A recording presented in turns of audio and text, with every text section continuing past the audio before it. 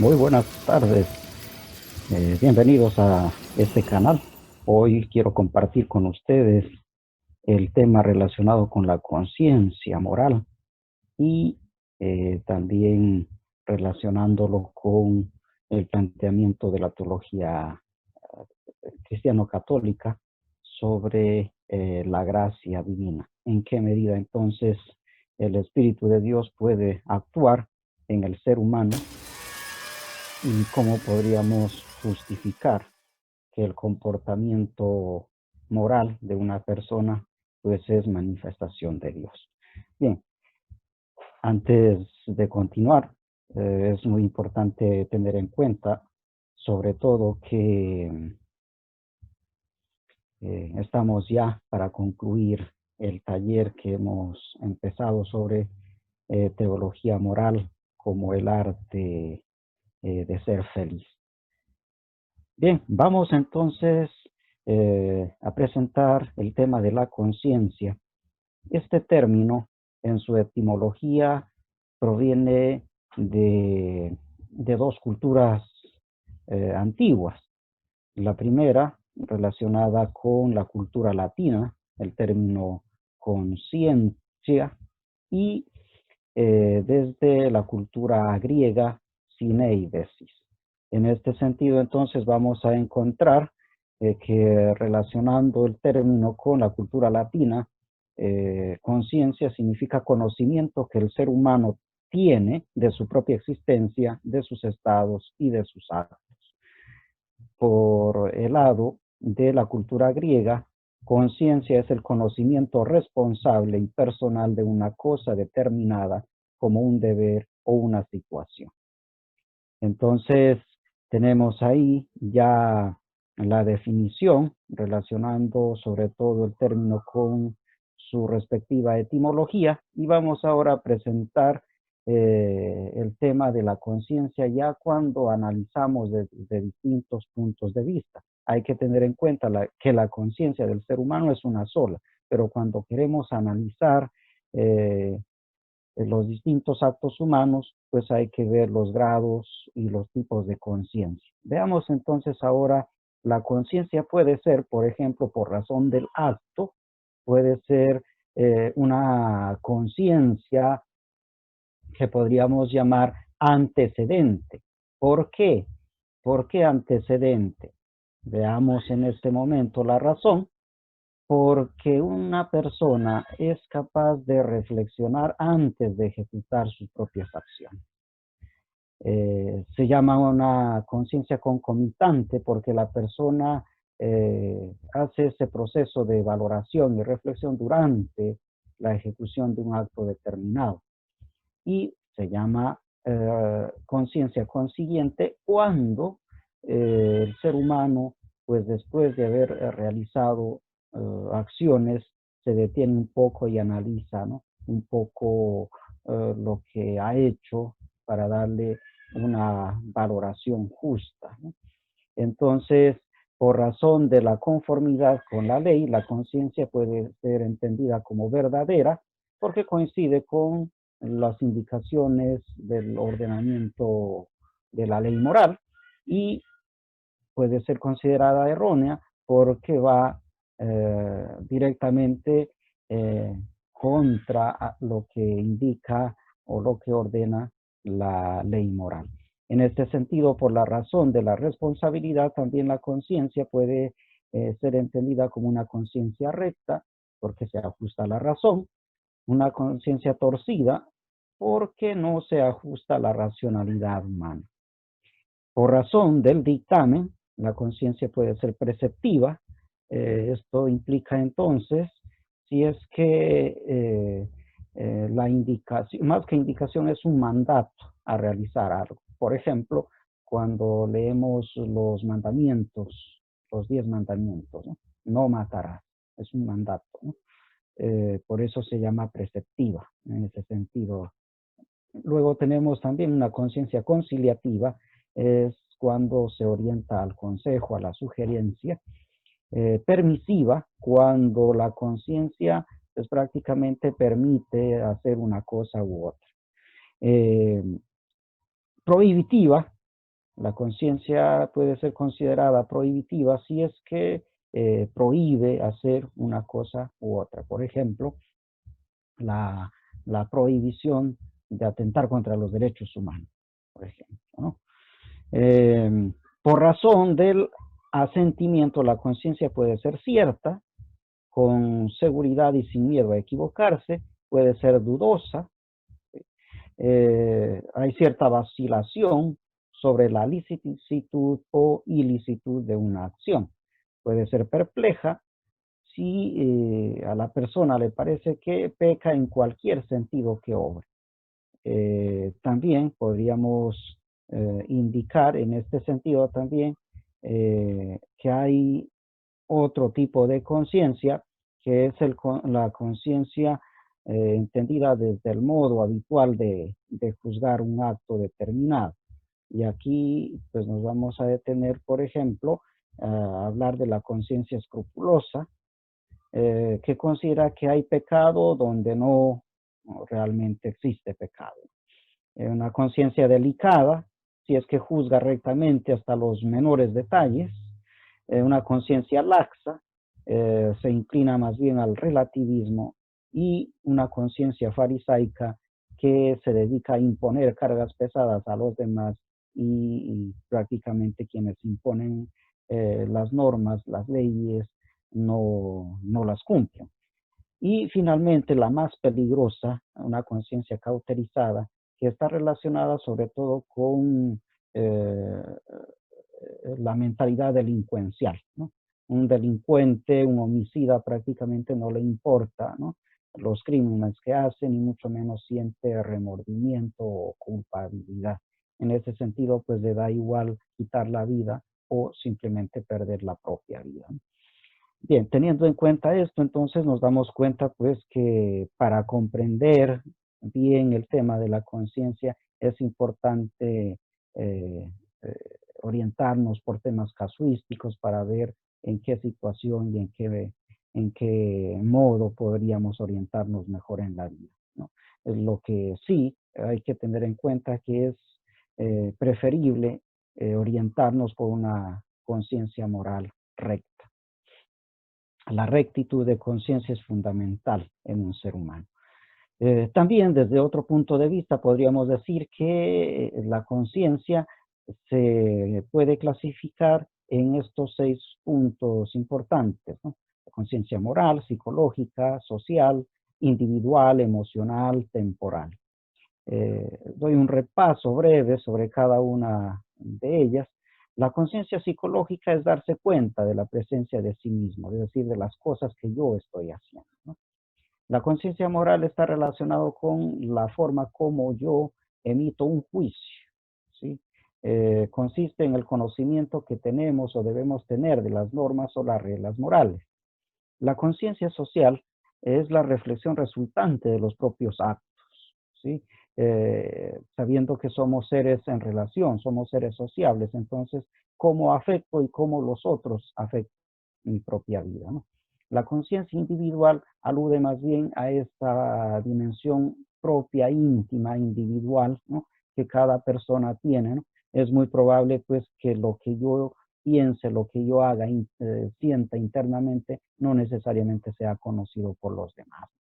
Ahora, la conciencia emocional dictamina qué es bueno y qué es malo, ¿sí? Como también de cómo la forma en que el individuo y su comunidad actúan, pues afectará en el estado emocional de la comunidad en sí. ¿Qué implica esto entonces? En otras palabras, que los seres humanos somos también seres emotivos, somos seres que no solamente nos orientamos por una racionalidad pura, sino sobre todo la dimensión emotiva, afectiva, juega un papel fundamental para ejecutar y para, sobre todo, orientarnos por el mundo de los valores. La conciencia temporal, tenemos acá, es por medio de esta, el individuo que toma conciencia sobre el ambiente que lo rodea, ¿no? Eh, Luego, ¿qué podríamos decir de los actos humanos? Los actos humanos, pues evidentemente, cuando nosotros hacemos ya diríamos así, una justa valoración de lo que hemos hecho, de nuestras acciones. En principio, pues hay que tener conocimiento de lo que hacemos, ¿no? Segundo, si es que hemos obrado mal, pues tener esa capacidad de arrepentirnos de lo que hemos hecho. En tercer lugar, hacer como ese propósito de enmienda, es decir, pues, bueno, de no volver a hacer o no continuar haciendo lo que puede generar daño en vez de generar un bien. Si es que somos cristianos católicos, evidentemente un sacramento fundamental es el de la reconciliación, la confesión, una forma de cómo nosotros, los católicos, podemos reorientar nuestra conducta moral. Ahora, también en esta misma perspectiva, pues un sacramento, el sacramento de la reconciliación, pues concluye con una absolución, ¿sí? Que la da el mismo ministro, en este caso un sacerdote, y por otro lado también eso implica que la persona que es consciente de sus propios actos, de sus propios errores, ¿no? Tiene que orientarse por la justicia restaurativa, es decir, de buscar las maneras, las formas de restaurar aquello que con sus actos pues ha deteriorado. Bien, pasando ya a las etapas del desarrollo del sentido ético, del desarrollo moral. En principio tendríamos que decir pues que como seres que estamos en desarrollo, sobre todo que iniciamos nuestra vida a partir de la concepción, pues en esas primeras etapas, los 9 meses de embarazo, ¿no? 9 meses que pasamos en el vientre de mamá, más un periodo también eh, de de la preinfancia, llamémosle así, pues cuando hemos nacido hasta los 3 años, vivimos en un mundo, diríamos así, sin normas. Por eso se llama anomia, ¿no?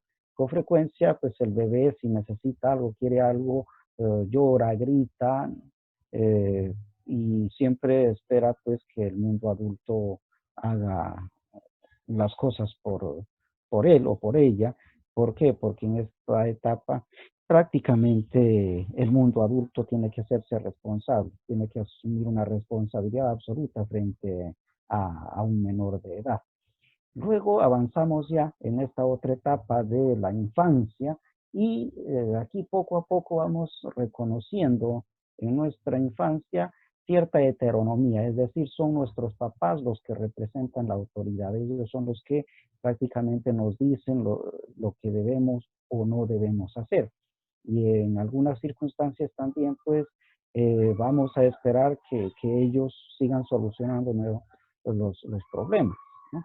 En ese sentido, pues, vamos a encontrar siempre la cercanía del mundo adulto representada en nuestros papás, ¿no? Quienes van a hacer aquello que todavía nosotros no estamos en capacidad de ejecutar. Ahora, vamos avanzando en edad, pues viene el mundo de la socionomía, pues con frecuencia esta etapa se da en la adolescencia, ya es el adolescente que busca sobre todo el soporte en el grupo, ¿no? Se siente fuerte, se siente cohesionado, se siente identificado en el grupo.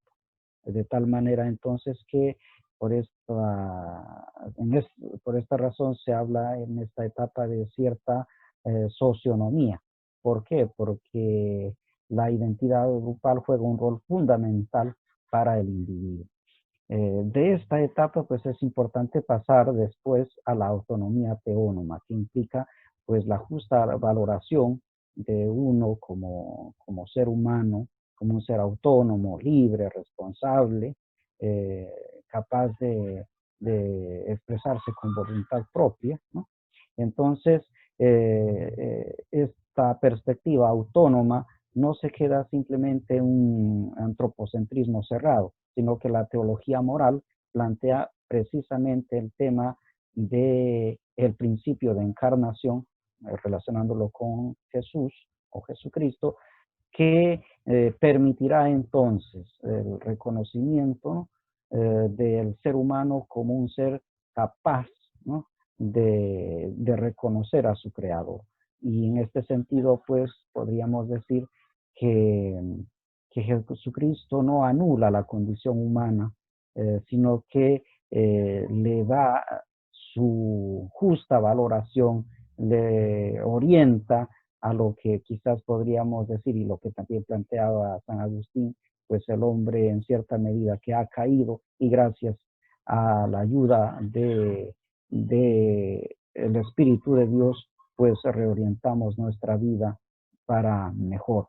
Por lo tanto, es muy importante entonces tener en cuenta estas 4 fases como mínimo. El peligro está en que puede ser que encontremos adultos que son muy egocéntricos, así como también adultos que con frecuencia pues, son muy infantiles, ¿no? Esto quizás por una escasa formación. Creo que la educación tiene un papel importante en este aspecto a nivel ético. ¿Por qué? Porque quizás nos hemos quedado todavía en esquemas un tanto anquilosados, incluso a nivel de religión. Por ejemplo, ¿qué es lo que con frecuencia se escucha en el común de la gente? ¿Por qué te portas bien? Porque voy a ir al cielo. ¿Y por qué evitas no hacer malas cosas? Porque me da miedo el infierno. Es decir, la gente actúa como si fuese un niño, ¿no? Esperando un premio o un castigo, ¿no? Y en la medida que se va dando cuenta que quizás no va a recibir ni una cosa y ni otra, en algunos casos o se vuelven más responsables o en otros casos simplemente pues hacen todo lo que está a su merced, ¿no? Bien, avancemos un poco más sobre esto. ¿Qué podríamos decir de la gracia divina? Pues por cuestiones de tiempo hay que indicar, por ejemplo, que la teología moral cristiano-católica plantea que la gracia divina es la presencia de la Santísima Trinidad en el ser humano. Ya en el Génesis vamos a encontrar entonces esta referencia de que el ser humano es imagen de su creador.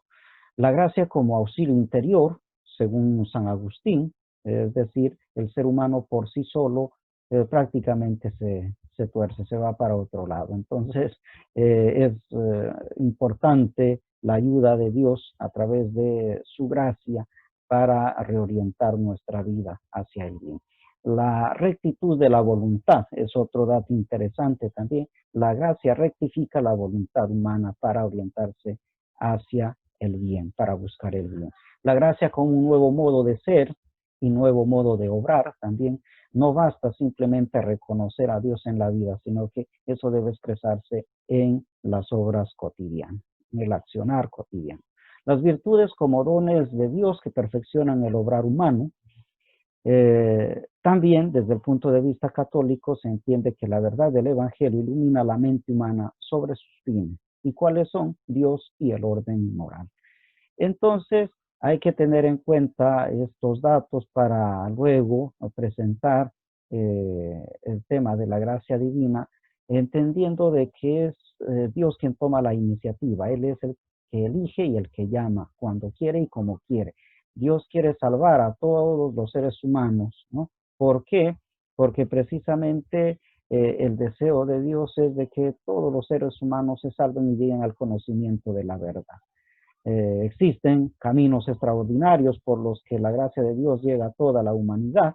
En este sentido, entonces, es importante tener en cuenta de que Dios no se queda quieto, fijo en la iglesia, en las estructuras eclesiales, sino que el Espíritu de Dios está en todas partes, incluso en aquellas personas que probablemente no conozcan la fe cristiano-católica o profesen otros credos. De tal forma entonces que si partimos de este primer punto de que Dios es creador de todo y todos los seres humanos portamos la imagen y semejanza divina, eso quiere decir entonces que todas las personas están en condición también de obrar moralmente bien, es decir, siguiendo una conciencia recta.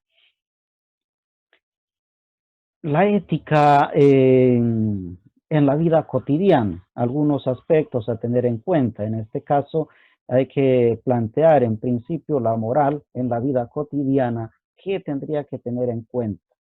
A mi criterio, sobre todo, empezar como mínimo respetando los derechos de todos y de cada una de las personas.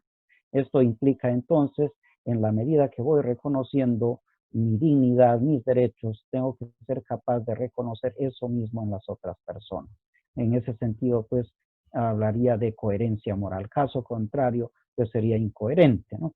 Por otro lado, también es importante desde el ámbito académico el trabajo interdisciplinario.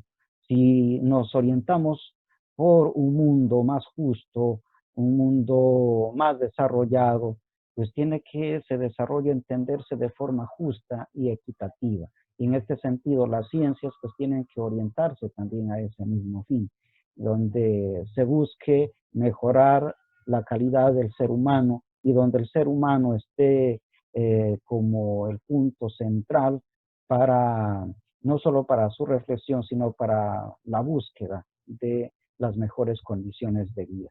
Si es que la ciencia o el ámbito académico, científico, no se orienta a cuidar del ser humano, pues entonces la situación no está muy bien planteada, al menos en el ámbito científico podríamos decir que falta un poco de ética o de moral. Entonces, hay que tener en cuenta también el adecuado discernimiento. En la vida hay que discernir. Existen muchas alternativas. De todas ellas hay que preferir la mejor, hay que buscar la que mejor nos conviene, pero para ello hay que hacer un proceso de discernimiento para obtener mejores resultados.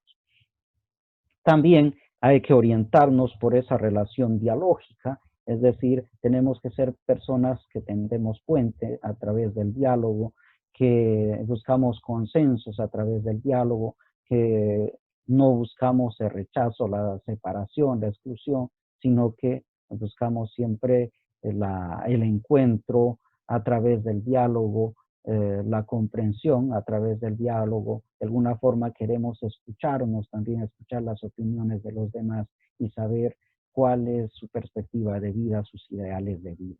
No basta simplemente un planteamiento moral porque eso puede llevar a una visión muy corta del ser humano y de la realidad y prácticamente puede ser muy nocivo. Hay que atender la pluralidad. Por otro lado, también en este sentido es muy importante plantear la deliberación prudencial. Es decir, en un mundo plural, humano, en el cual vivimos, es importante escuchar las diversas opiniones, escuchar a las diversas culturas, ¿no? Integrar a los distintos grupos humanos. Y eso orientado desde una virtud que se llama la prudencia, eso implica pues el respeto por los demás, eso implica la escucha atenta de los demás, sin violentarnos unos a otros. Las decisiones ponderadas, ¿qué implica? En ese mundo de alternativas que vamos a encontrar en la vida, que siempre hay que valorar cuáles son los riesgos y beneficios a la hora de tomar una decisión, como mínimo hacer ese ejercicio. A ver, quiero tomar esta decisión. ¿Cuáles son los riesgos? ¿Cuáles son los beneficios? Eh, Al final, como persona eh, racional, pues debo ajustarme a una decisión razonable. ¿Eso qué significa? Significa que debo orientarme por los beneficios, ¿no? Por los buenos resultados, no por los riesgos o por los daños, ¿no? Es decir, en la toma de decisiones es importante entonces hacer esa justa valoración entre riesgos y beneficios y optar por los beneficios, pero que no solo me beneficien a mí como persona, sino atendiendo el bien común. La igualdad de condiciones que tanto hace falta, lamentablemente vivimos en un mundo todavía dividido, ¿no? A nivel cultural, a nivel académico, a nivel económico, a nivel político, ni qué decir. Entonces, falta todavía, pues, incluir este principio de igualdad de condiciones para que en esta familia humana a la que todos formamos parte, pues en realidad nadie se quede fuera, sino que todos nos sintamos parte y nadie se sienta excluido, ni sea excluido, ¿no? Por otro lado, pues hay que hacer referencia a la igualdad ontológica y la desigualdad accidental. Somos todos iguales en dignidad, somos todos personas, ¿no? La misma dignidad tenemos unos y otros, pero por otro lado hay que reconocer pues que no todos hablamos el mismo idioma, no todos pertenecemos al mundo de las mujeres o no todos pertenecen al mundo de los varones o no todos hablan eh, y prefieren un solo idioma, de tal manera entonces pues que las culturas, los estilos de vida, eh, incluso esa aspiración de vida buena depende y varía de acuerdo a la cultura, de acuerdo a las personas. Por lo tanto, a ese nivel estamos hablando de una desigualdad accidental, ¿no? Que tiene que ser vista, tenida en cuenta a la hora de orientarnos por un proyecto común, que tenga en cuenta no solo el aspecto ontológico, sino también que incluya la desigualdad accidental, es decir, el pluralismo, ¿no? Tenemos en este caso también otro punto a tener en cuenta, así como en algunas circunstancias nos damos cuenta que se globalizan los sistemas, algunos de ellos injustos, que favorecen más a unos grupos y excluyen a las grandes mayorías. Pues es importante también valernos de estos paradigmas globales para fomentar los valores, para globalizar los valores. Sería interesante, por ejemplo, globalizar la justicia, globalizar la solidaridad, globalizar la tolerancia, globalizar, por ejemplo, ¿no? La educación, la salud, en todo lo que ello implica, ¿no? Ahora, la convergencia entre lo privado y lo público. Con frecuencia se escucha en algunas situaciones concretas, ¿no? Personas que dicen, mira, sabes que esto de la moral es solamente para el fuero privado, ¿no? Cada uno hace lo que desea, lo que quiere, como quiere, cuando quiere, ¿no? Apelando a una honestidad de conciencia, ¿no? Por un lado está bien el respeto a la autonomía y cada persona debe ser consciente de lo que hace y asumir sus consecuencias. Pero no hay que olvidar que el ser humano también es un ser social o sociable, es decir, somos seres que estamos interrelacionados con los demás. Nosotros afectamos a los demás y viceversa. Los otros también, de una u otra manera, pues nos afectan a nosotros. Entonces, parece ser que estamos interconectados, ¿sí? Por eso es importante hablar de interrelación.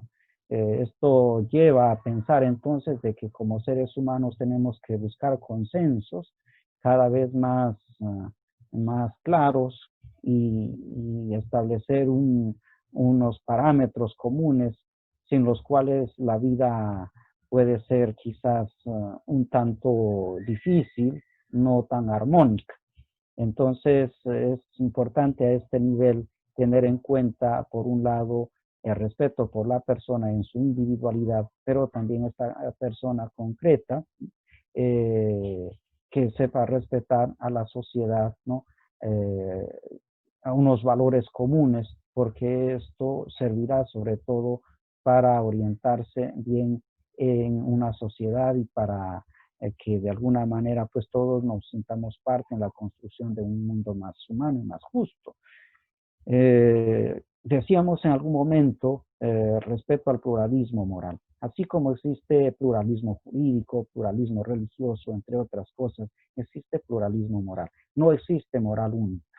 Existe diversidad de morales y por lo tanto a este nivel es importante entonces que sepamos escucharnos los unos y los otros para buscar puntos comunes y desde ese momento en que se planteen aspectos comunes, pues en ese mismo momento es cuando cada persona o cada grupo, cada cultura tiene que hacer también su propuesta de vida buena, de vida feliz.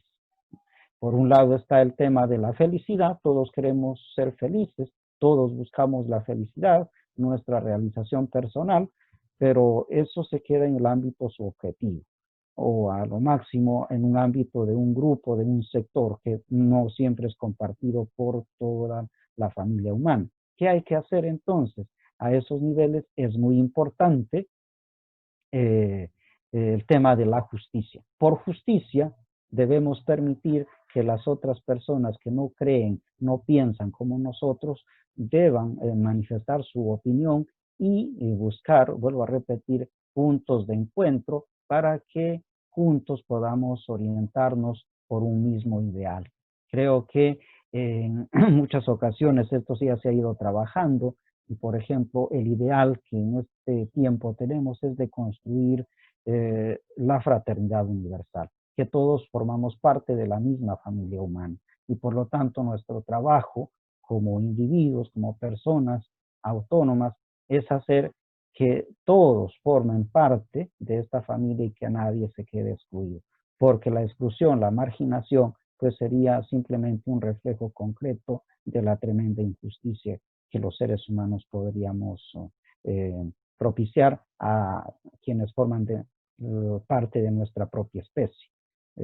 Creo que esto nos hace pensar incluso en ese ideal de cuidar la casa común, teniendo en cuenta que a la casa común, pues, no solo pertenecen los seres humanos, es decir, nuestra especie humana, sino las especies bióticas y abióticas, pero que el ser humano tiene una tremenda responsabilidad de cuidar no solo de su especie, sino de las otras especies que le rodean.